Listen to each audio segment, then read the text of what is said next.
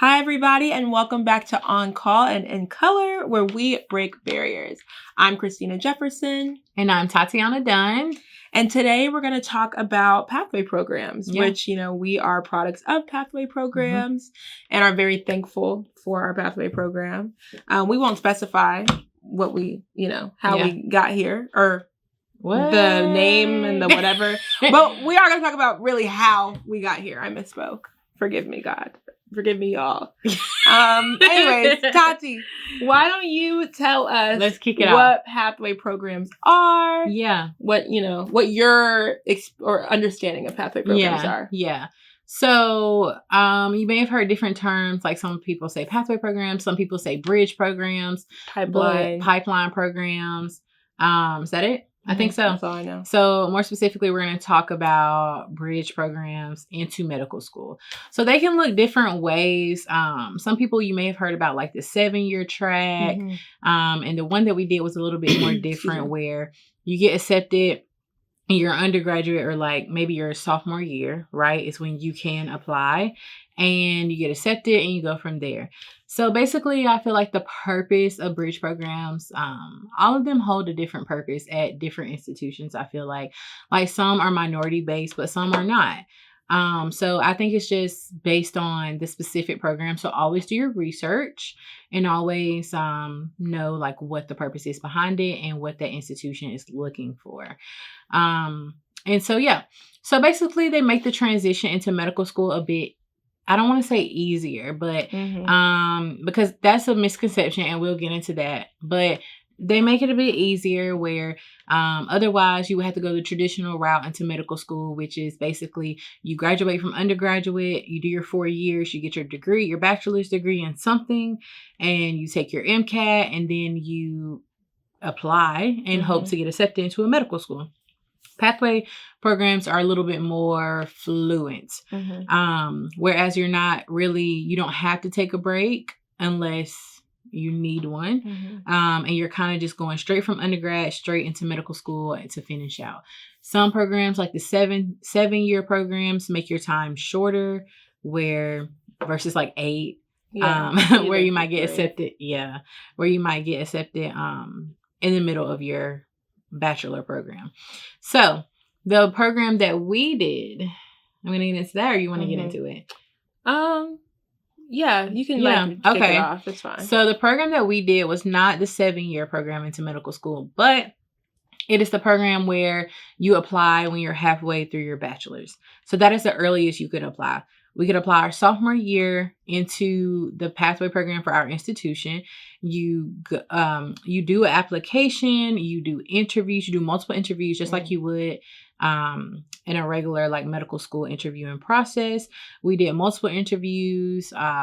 Traditionally, we would have had like a weekend where we came and visit the campus and got to see the school, got to meet like professors and faculty, but we were COVID kids. We said this in so many episodes, but we didn't get the chance to do that.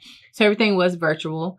And so once we were accepted our sophomore year, we finished our sophomore year at our undergraduate institutions, and the program we were supposed to come to the school, the medical school in the summer and take courses.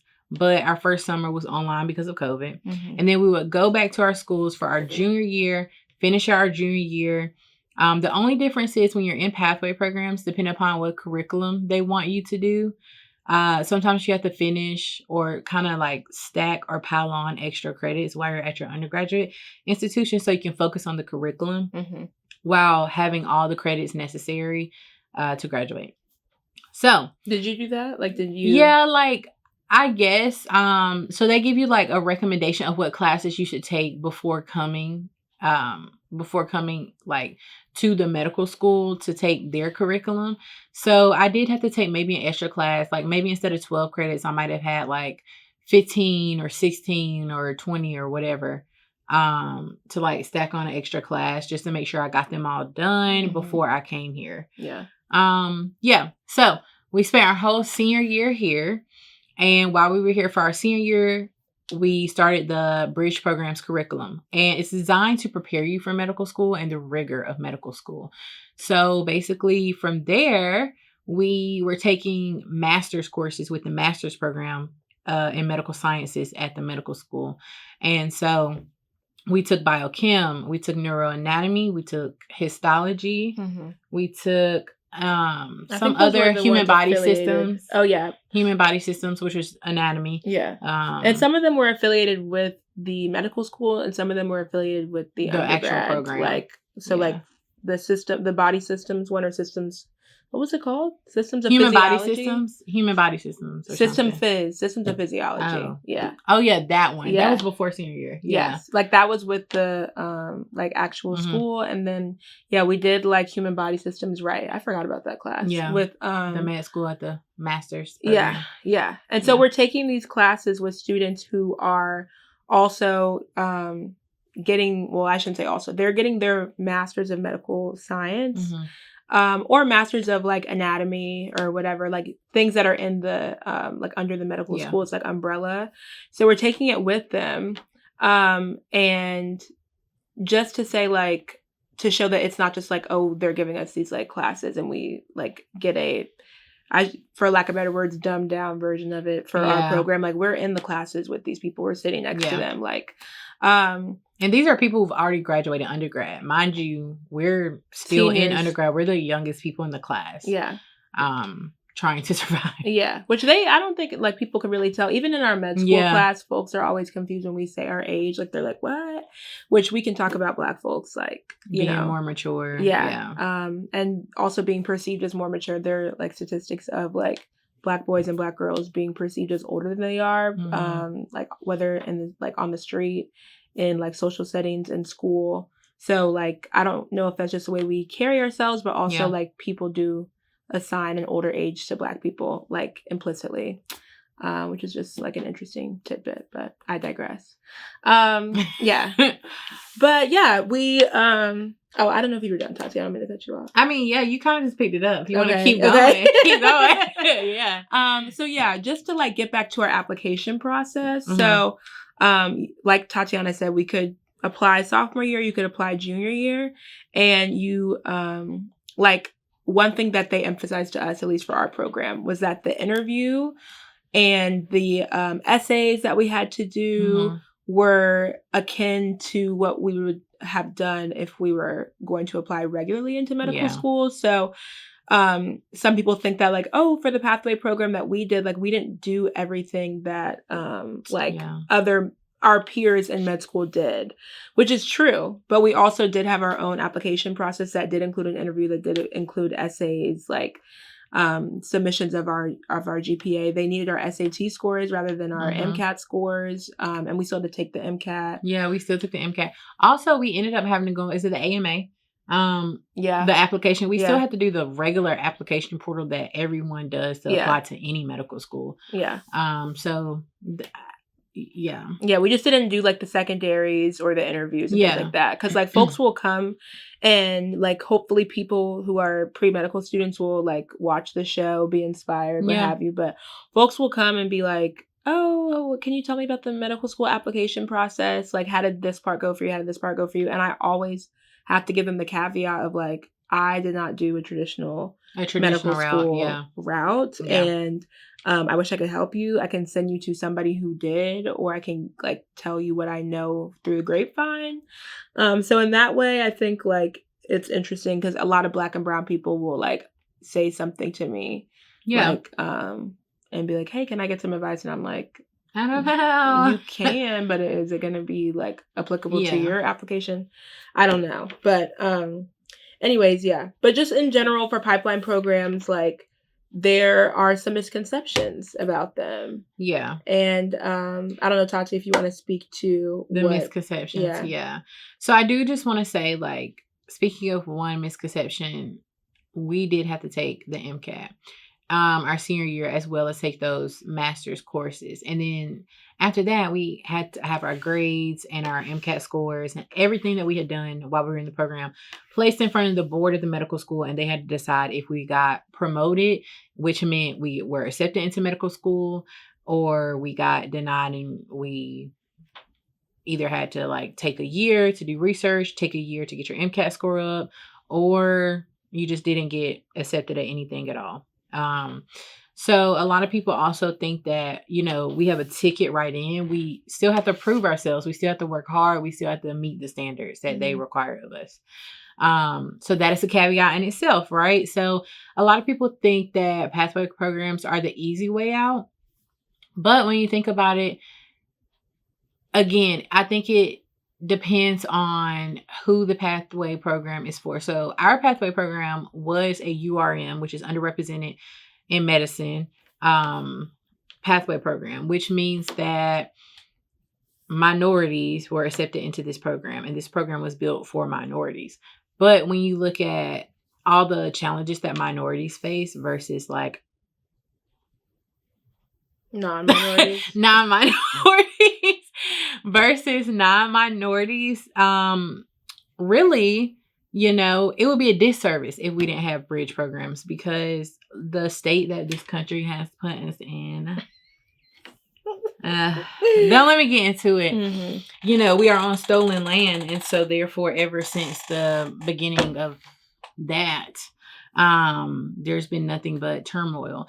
And because of that, unfortunately, it's left a lot of minorities behind, in the sense of whether it's be financially, educationally, professionally, and the list goes on, socially even. So yeah, it's not just an easy way out. We still have to work just as hard. I honestly feel like now, being in medical school, one of like the hardest, which I feel like was like the hardest times in my life, was my senior year in the pathway program, taking those classes and trying to like learn and take the MCAT. Yeah. The adjustment period was like a big one. Yeah. And I will say my mom actually just sent me this article today, and it was talking about like the disappearance of, it was an op-ed based off of, and hopefully like we can put either in the YouTube or like podcast details, the author of the writer of the article. Yeah. But she also is the author of a book that she's publishing. It's a Black physician. She's a woman.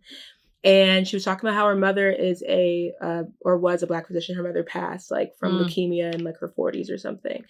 But there used to be, and I'm just speaking to this in terms of like the education of Black and brown people, which I should probably preface, like the majority of Black and brown folks, if we're talking about like percentage wise, are being educated by PWIs in terms of medical school, because there's just more PWIs.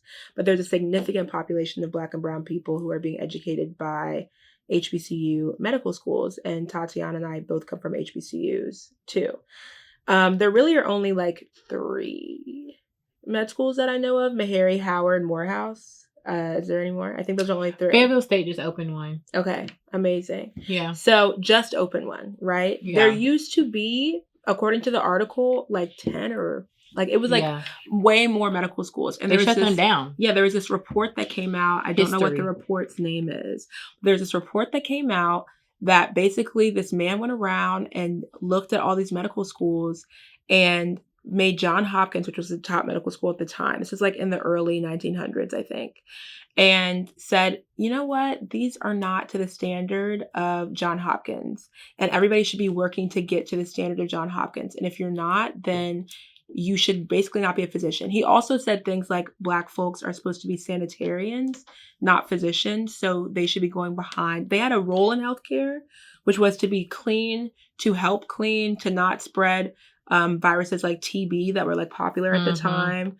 But he had very disparaging things and racist things to say about Black and brown people. But all that being said, many Black schools that were medical schools closed because of that report, because they did not have the funding or the resources to keep up with the Johns Hopkins standards that did have the funding that most white institutions have. Johns Hopkins standards. Yeah. At the time, right? Yeah. Read in between the lines.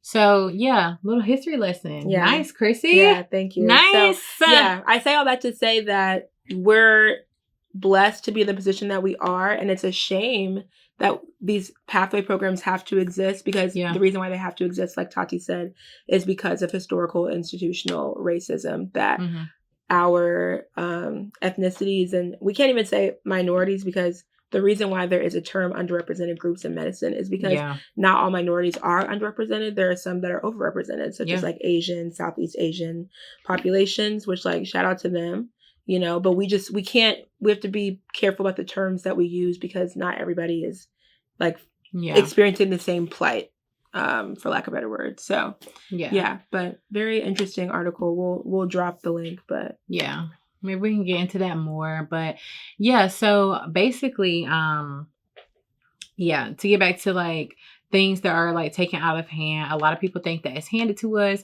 and a lot of people think that it's like the affirmative action type thing. And you know, my viewpoint on that is, and what? Like, if it is, and what? Because like at the end of the day, Black and brown people are dying. Black and brown people are dying because there are not enough physicians that look like them. Mm-hmm. And it is ridiculous. You know, it's happened time and time again. Of course, the United States tries to push it under the rug. They're already trying to erase all of our history. Most of it is already erased. You know, they don't tell the truth. And the truth is that people that are minorities need to see people that look like them, because in the United States, it is given that Black and brown people do not trust healthcare. And why should they, right? As I sit here becoming a physician, why should they? With the history, you know, the social constructs, why should they, right? Oh, now we get into the nitty gritty. We're not even supposed to be talking about this, but it all goes back to that though. Like, it all goes back to the history. It all goes back to how Black and brown people are basically 50 years behind, even more behind. Hundreds of years, really, if we want to get into it. Because of history and how things have folded out. And it is sad that we have to have like programs that do that, but it's very necessary. It's warranted. But even though, you know, that is that, and this is that is that, whatever, however you want to say it, like I said, and what, the misconception is that we're not as smart and we're not as intelligent. That's not true. I have had classmates literally try to talk me out of a correct answer, in front of patients, in front of superiors. I once had a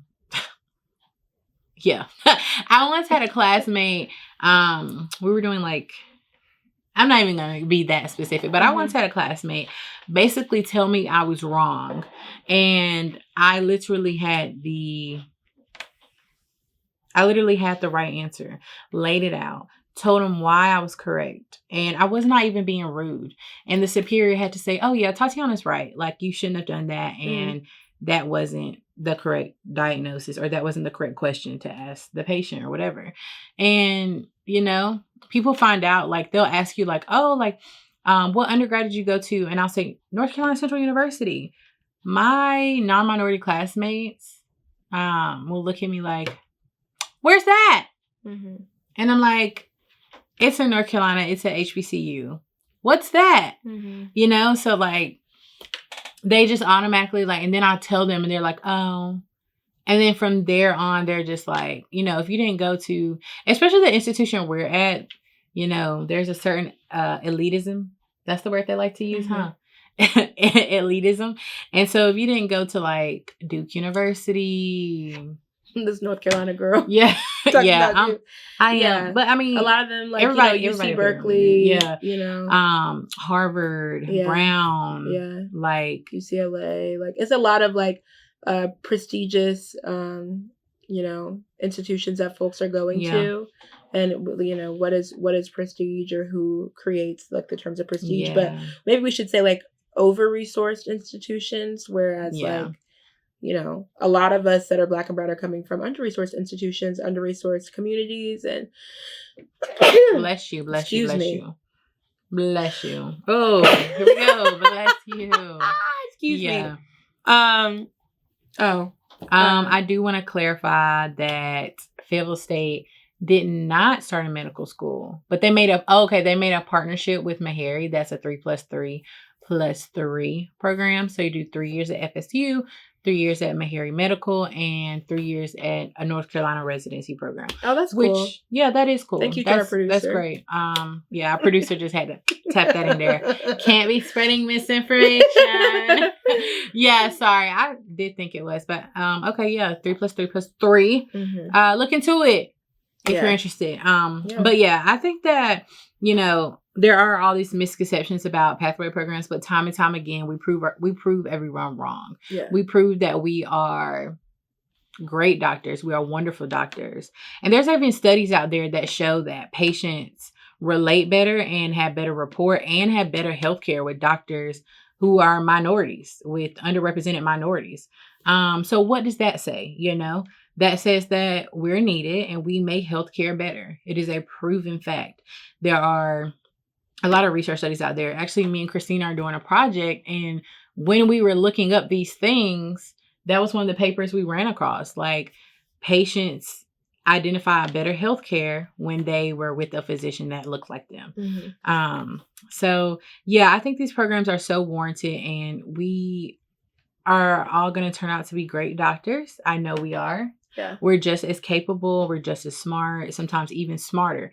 Because I will say privilege takes a lot of people a long way. Yeah. That's something that's not accounted for, because it's like, no one ever asked like, oh, your daddy and your daddy's daddy and your daddy's daddy's daddy's daddy. Like, your dad, your grandpa, his dad, like so-and-so and so-and-so and so was a doctor. Like, how did you get into Harvard? Yeah. When everybody went to Harvard. Yeah. How did you get into wherever when everybody went there? Yeah. And a lot of folks will that was kind of a conversation with affirmative action, because pathway programs are affirmative action programs. They were birthed out of the era of affirmative action, and affirmative action is a necessary policy in this country. It's being repealed, or it has been repealed. D&I is being taken out of everywhere. Folks really just want to get away from explicitly saying that underrepresented communities, under-resourced communities do need these resources and do need this help. We're thankful that our program still exists even after affirmative action has been repealed, but they still have to make caveats. They can't, now our program really targeted URMs, but in the writing, we kind of have to get around that and say that we're not targeting URMs, but hopefully still can accept folks that identify as that. And, it's a whole mess. But in terms of affirmative action, Harvard Medical School or Harvard University in general, I think a third of their population is legacy. Whereas I'm sure a very small population of students there are affirmative action. So there are a lot of folks in medicine. Medicine is just like any other industry where it's about who you know. And a lot of Black and brown folks don't know nobody, because we are the first. We're the people. first. So prime example, first gen college student, first gen medical student. Yeah. And even I say all that to say that our pathway program allows us to have also a network of other physicians that we wouldn't have had if we just came in no pathway. So definitely thankful for our program and thankful for the opportunities that it's given us. Yeah. I definitely agree, because I think that without it, I wouldn't be where I am today. I know I definitely would have had to take gap years. I definitely would have probably went broke trying to afford the resources. That's another thing about pathway programs. They give you a lot of resources that you may not have otherwise had. And so I am eternally grateful, really honestly, because I don't know where I would be without it. And, I am just as capable, just as smart. Yeah. I deserve to be here just like all of my other classmates. And so does Christina. And so does anybody else who has done a pathway program or who is thinking about doing a pathway program. But with that being said, guys, I hope you enjoyed today's episode, and we thank you again for tuning in to On Call and In Color, where we break barriers. And we leave you with this quote today. Trust the process. Your time is coming. Just do the work and the results will handle themselves. Thank y'all. Bye. Bye.